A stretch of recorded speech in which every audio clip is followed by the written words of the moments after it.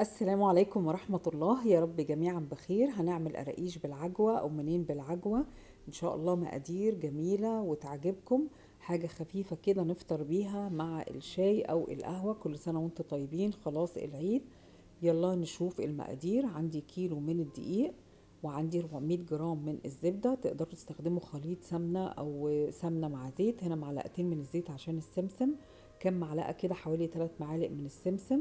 كوباية من اللبن، وذرة كده من الملح، ومعلقة متوسطة من الخميرة، معلقة متوسطة من البيكنج باودر عشان هخبز على طول، ونص معلقة من المحلب، وعندي معلقة كبيرة من السكر. تقدروا طبعا اللي عايز يستخدم ريحة كحك. عندي هنا عجوة، وقدحت معلقتين من السمنة وطقطقت فيهم السمسم كده، حمرته وبعدين نزلت العجوة وحضرتها علشان الحشو على طول.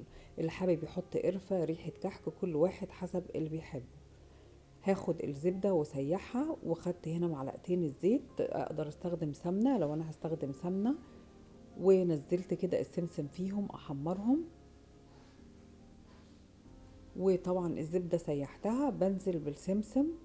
اقدر استخدم خليط من الزيت والسمنة، زبدة وسمنة، سمنة، يعني اي نوع احنا عندنا متاح. وبنزل كل الحاجات الجافة، الملح والسكر والبيكنج باودر، وحطيت كمان المحلب، وبقلب كله مع الدقيق تقليبة كده علشان الخليط. وبعدين الزبدة يدوب دفتها ان هي سايلة، ونزلتها على الخليط بتاع الدقيق والحاجات الجافة. نقدر نستخدم سمنة بس نقلل طبعا المقدار شوية، علشان احنا عايزينها متوسطة، لا تبقى ناشفة ولا ناعمة. وبقلب كل ده، وهدعك بعد كده بايدي علشان اشرب الدقيق بالزبدة. مش كتير يعني، يدوب الخليط كده يتشرب مع بعضه، وهبتدي اعجن.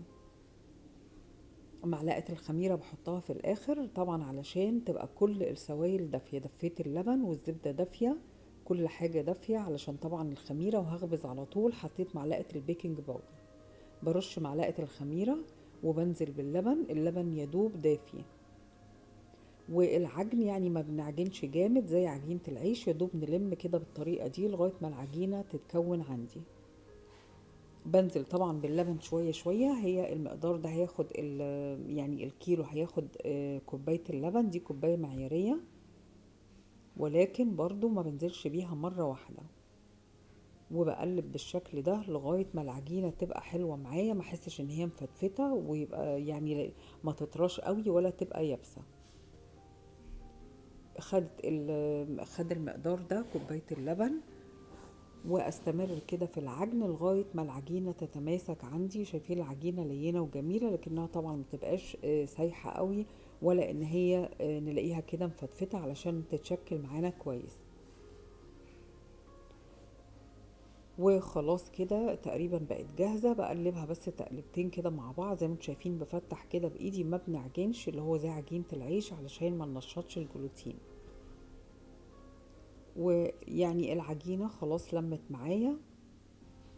عينينا طبعا بتبقى على العجينة، احنا عينينا ميزاننا زي ما بنقول، نبقى شايفين احنا بنشتغل في ايه، ما ندلقش السوائل مرة واحدة. العجينة لينة وجميلة كده خلاص زي ما انتم شايفين. امسكها احس ان هي تتشكل معايا، يبقى كده تمام. بقت كده خلاص نشتغل فيها. شايفين قد ايه عجينة جميلة كده ممتازة، اقدر اشتغل فيها زي ما هتشوفوا. يبقى سهل الشغل فيها ازاي. باخد قطعة من العجين. طبعا العجوة جهزتها وعليها السمنة والسمسم وجاهزة. عاملاها رول زي ما انتم شايفين علشان يبقى سهل، ما اقعدش امسك العجين وامسك العجوة نبوظ الدنيا. بفردها بالشكل ده. طبعا على حسب الحجم، ممكن نعمل رول كبير ونقطع، لكن كده احسن عشان نبقى متحكمين في كل حاجة. نقطع بالمقاس اللي احنا عايزينه، وكمان ما نهدرش العجين والعجوة. يبقى كل حاجة في ايدينا، نشتغل على القد حتة بحتة. برقها طبعا علشان ما تبقاش العجينة تخينة بالنسبة للعجوة. انا بحبها تبقى مليانة عجوة. بالرق كده العجينة، ويدوب على الحجم اللي انا عايزاه. يعني ممكن الناس اللي متحبش عجوة كتير نرفع الحبل بتاع العجوة ده، نرققه شوية. كل واحد حسب اللي بيحبه. وبلفها يدوب كده اغطي العجوة كويس، وبعدين نقسم الاسطوانة دي، نقسم العجينة على حسب الحجم اللي احنا عايزينه. العجوة بنكتر بنقلل برضو، كل واحد حسب رغبته، لكنها لما بتبقى مليانة عجوة بتبقى جميلة. لازم نقفل كده الأطراف عشان ما تفتحش في الخبيز، بنقفلها كويس. وأديها كمان برمة كده، وبعدين نقطع بقى بالحجم اللي احنا عايزينه، يبقى كله مقاس واحد. يعني ممكن حتى من غير ما نقيس بمسطرة أو أي حاجة، ممكن بإيدينا نشوف، يعني يبقى بالنظر كده قد بعضها. وبستمر كده في الفرد لغاية ما نعمل مقدار. هعمل كمان شكلين تانيين هتشوفوهم، استمروا معايا هتشوفوا شكلين تانيين معايا هنا في الفيديو. وياريت اللي مشتركش لو عجبكم المحتوى تشتركوا، يعني لو مهتمين ومهتمين بفيديوهاتي تشجعوني وتعملوا لايك وتعملوا شير علشان اشير معاكم حاجات كتير. وبقفل كده بنفس الطريقة. لازم نعمل سيل، نقفل الأطراف كويس علشان تقفل على العجوة ما تفصلش عنها. العجينة بتكون رقيقة، ما نتخنش العجينة. لو مش عايزين بقى نعمل رول كده ونعمل الطريقة التقليدية عادي، ممكن بنفتحها وبنحشي في النص العجوة ونقفل عليها، الأسهل عليكم. بس الشكل ده جميل. وكمان ممكن نحط سمسم، اللي حابب ممكن نعمل شربات كده، بيكون عندنا شربات خفيف وبنحط شوية كده من السمسم ونغطيه، تبقى صوابع بالسمسم جميلة. بتبقى العجينة قليلة والعجوة كتيرة. طبعا حتى لو أطفال اللي بياكلوش تمر وكده بتبقى العجوة حلوة جدا ليهم. وبنقطع، المهم كلهم نخليهم على قد ما نقدر قد بعض. باخد واحدة وبقسم عليها، وبعد ما بقطعها طبعا بنظبط الشكل. مكان ما قطعنا بنديها برمة كده علشان تبقى شكل اسطوانة. ما شاء الله الكيلو بيعمل كمية حلوة، لانه العجوة عندي كيلو وازيد كمان من الكيلو، على حسب ما بنحب العجوة ممكن نحشي اكتر، فبتدي مقدار كبير. يعني الكيلو هيديني اكتر من 2 كيلو بعد ما تتشكل طبعا، لانه في سوائل وفي كمان العجوة اكتر من كيلو في الميزان. انا حطيت 3 باوند وما شاء الله، يعني كمان عملت شوية سادة، لانه بحب احشي العجوة تكون مليانة فيها، ما بتبقاش يعني قطعة بحبها مليانة عجوة. دي بقى الشكل التاني فردتها برضو، بس علشان بدل ما نفرد ونرقها قوي والعجوة تتعبنا ونفردها ونحط على ورق او بلاستيك او كده، لا بنعملها بالطريقة دي بتسهل علينا. بنحط طبقة من العجين وما برققهاش قوي، وبعدين بحط العجوة ونفردها تاني. بتكون اسهل ما نعمل رول وبعدين نعمل رول تاني من العجوة، ممكن تتلخبط كده اسهل. وبنقطع طبعا حتة بحتة، بتكون اسهل علينا. بيبقى شكل جميل، شكل الرول ده بيبقى حلو قوي لما بتستوي هتشوفوها. واقطعها، شايفين ما شاء الله يعني عاملة كام صينية؟ عندي كمان 2 صواني غير دي. زي ما شفتوها بعد ما اتخبزت بتعمل مقدار حلو قوي، يعني الكمية دي مش قليلة. وبقطع كده كلها نفس الحجم، يعني على قد اللي عايز يكبر يصغر، كل واحد حسب راحته.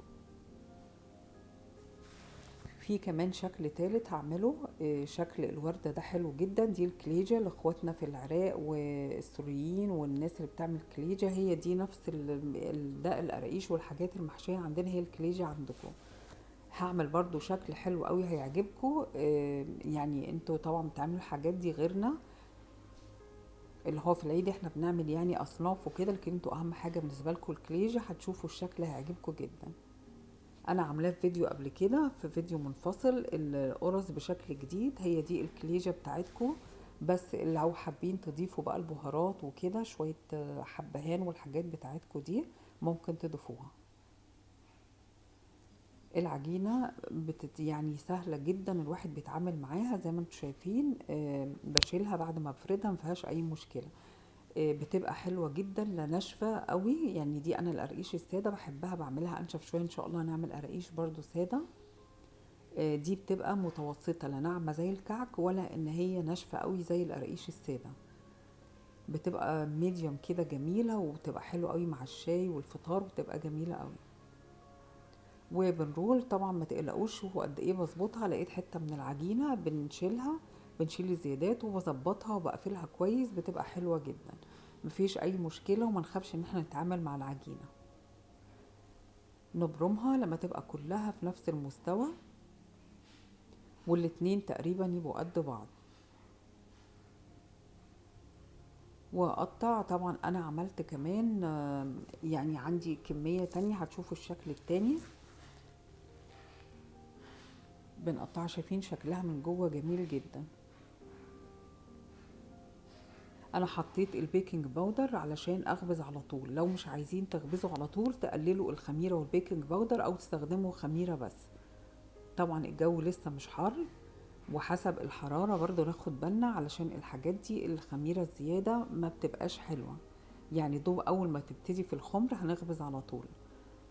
انا بخلص تقطيع، وطبعا هي حاطه الخميره المقدار حلو جدا عليها، وكمان البيكنج باودر هي اوريدي، والسوائل دافيه. يعني العجينه خمره واحنا بنشتغل فيها، فهشتغل على طول. اول ما اخلص التقطيع الفرن هفتحه وانا شغاله، هخبز على طول مش هستنى. وبساوي كده كل المقدار بنفس الطريقة. يعني كده عملت ده تاني شكل، وهتشوفوا الشكل التالت اللي ينفع الكليجيا زي ما قلت لكم، بتبقى جميلة جدا، شكلها حلو قوي في التقديم. بنسويها بعد ما بنقطعها، لان لما بنقطعها بتبقى الاطراف يعني شكلها مش حلو. علشان يبقى شكلها اسطوانة بدورها بالشكل ده مكان القطاعة، فيعني بتتفرد شوية. شايفين كمية قد ايه ما شاء الله، يعني قطعت كتير جدا. ان شاء الله تجربوا الوصفة دي وهتعجبكم جدا، وتدعوا لي دعوة حلوة. ما تنسونيش بقى في الايام الجميلة دي بدعوة حلوة. كل سنة وانتم طيبين، ونعاد عليكم بالخير وعلينا جميعا وعلى الأمة الإسلامية. هخلص الشكل ده وهنعمل بقى شكل الوردة ده. الشكل ده حلو قوي، بحبه كمان في التقطيع. انا عاملة الفيديو قبل كده، لو حابين وعايزين تعملوا الشكل ده تقريبا نفس المقادير. بقطع دول بقى علشان اعمل الشكل اللي هو بتاع الوردة. شوفوا قد ايه مش لازم قطعات ولا حاجة، بسيط جدا وبيدي شكل حلو قوي في الاخر. بحشيها بقطع يعني على الحجم زي ما انتوا عايزين بقى، تكبروا تصغروا الحجم ده حلو. وبحشيها بعملها طبعا مدورة العجوة علشان هحشيها، وتشوفوا ازاي هقطعها. بنحشيها كده وبنقفلها، وبعد كده هتشوفوا هقطعها ازاي بالمقص، وسهلة جدا وشكل حلو قوي. نفتح كده نعمل تجويف ونحط فيها العجوة ونقفلها، ويدوب هفردها ضغطة بسيطة زي ما هتشوفوا، ضغطة بس بسيطة، وبعدين اقص بالمقص. الفرن عندي هخبز 400 380 بيبقى حلو جدا. عايزينها تنشفوها قوي يبقى على 350، اللي هو 180 ما تزيدش عن كده. يبقى الخبيز 180 ل 200 بتبقى حلوة جدا، ويعني بتاخد حوالي تلت ساعة تقريبا في الفرن. بقص الاطراف كده 6 او 7 فتحات زي ما انتم شايفين، ونقلب. شايفين الشكل جميل ازاي، بتدي منظر حلو جدا وسهل قوي، ما بتاخدش وقت نهائي في التقطيع. يعني اسهل كمان ما نعمل في القوالب والقطاعات والحاجات دي. والشكل ما بيبص بعد الخبيز، لما بتخبز بيفضل يعني شكلها محتفظ كده وجميل، بشكلها حلو قوي. ان شاء الله تجربوها وتعجبكم. المقادير دي حلوة جدا، انا بشتغل بيها من سنين. ان شاء الله يعني هتبقى حلوة وهتتبسطوا جدا، هتبقى النتيجة مرضية بالنسبة لكم. هخلص واخبز على طول. اول ما اخلص تقطيع العجينة علشان السوائل دافية، وحتى طبعا خميرة نسبة معقولة، والبيكنج باودر. خلاص كده انا جهزت كل الكمية، والفرن عندي شغال. هخبز على طول 400 ل 380، 180 بالسلس ل 200، وهو دي الدرجة المناسبة ليها. وكده خلاص شكلها بعد ما اتخبزت. ان شاء الله تعجبكم، واشوفكم الفيديو الجاي. Thank you for watching. باي باي.